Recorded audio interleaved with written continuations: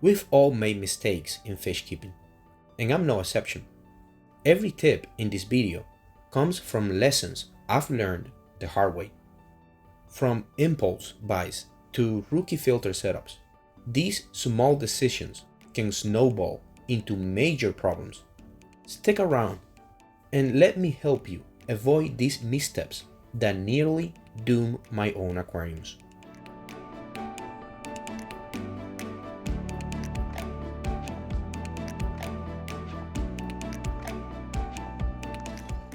Number 1.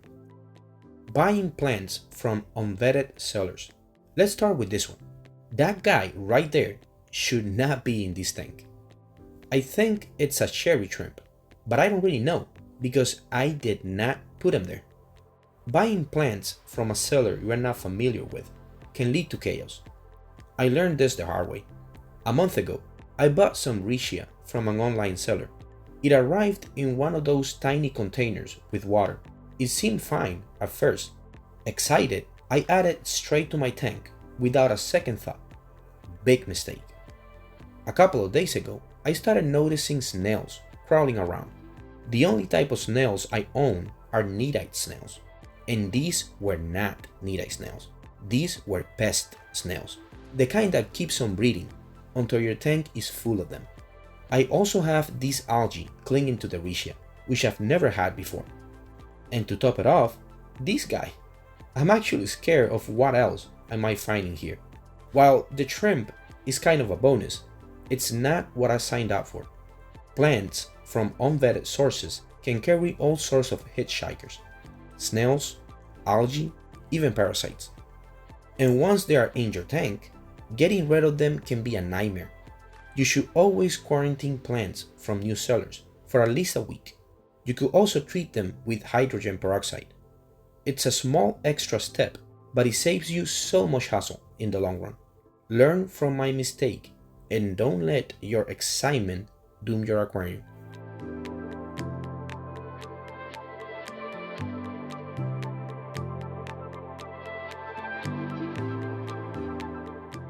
Number 2.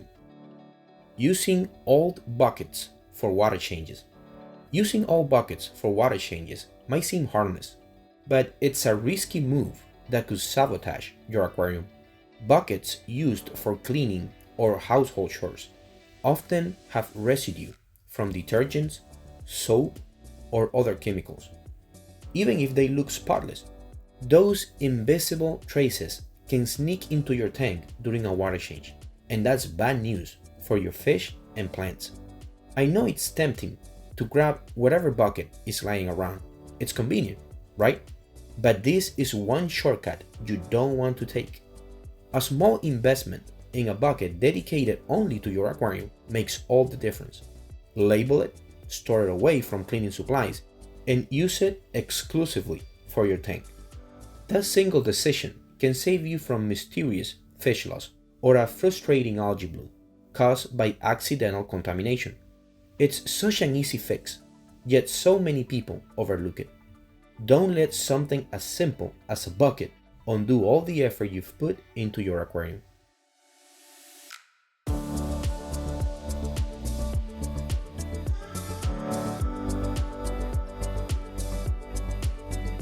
If you are enjoying the video, remember to like and subscribe for more tips to improve your aquariums. Number 3. Ignoring the flow rate of your filter. I have to admit, checking flow rate before buying a filter is something I didn't do for a very long time. And it's a big deal. It can lead to serious problems in your tank. Too much flow and you're stressing out your fish, especially smaller ones like bettas or neon tetras. Ever notice your fish constantly swimming against the current or hiding more than usual? That's a sign that your filter is too strong. On the flip side, a filter with a weak flow can leave dead spots in your tank where waste and debris collects, which messes with water quality and can even harm plants. So how do you get it right? Start by checking the manufacturer's flow rate. It's usually listed as gallons per hour. A good rule of thumb is to aim for 4 to 10 times your tank's volume per hour. For example, a 20-gallon tank needs a filter that circulates between 80 and 200 GPH. But remember, real-world performance often falls short of those numbers due to debris buildup and adjustments. If your filter is adjustable, tweak it to suit your tank's needs. Heavily planted tanks or ones with delicate fish might need a gentle flow, while cichlids or goldfish thrive in higher currents. Don't ignore this detail. It's small, but it makes a huge difference. Proper flow keeps your tank healthy, your fish happy, and your plants thriving. Take the time to get it right.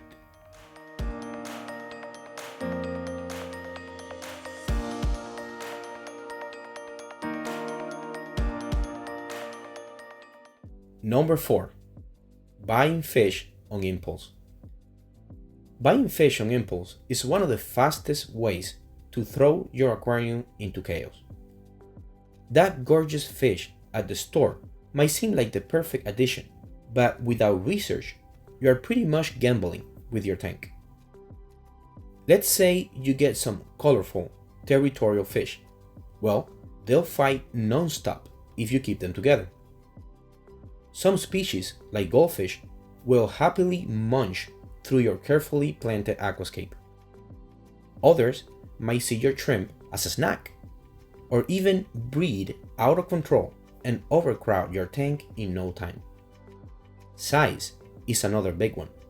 That tiny fish you brought home might look cute now, but it could grow way too big for your tank.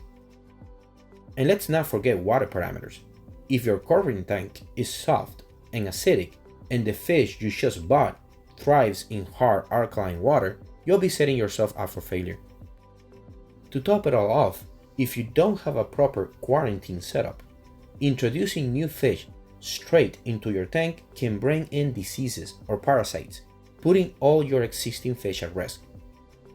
Before buying any fish, take a few minutes to look up their adult size, diet, behavior, and water requirements.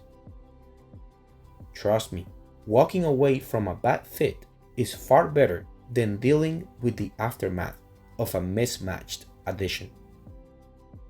A little patience saves you from a lot of headaches and keeps your tank thriving. These 4 tips were lessons that I've learned from my own journey in this hobby. Let me know in the comments what are some of the lessons you've learned.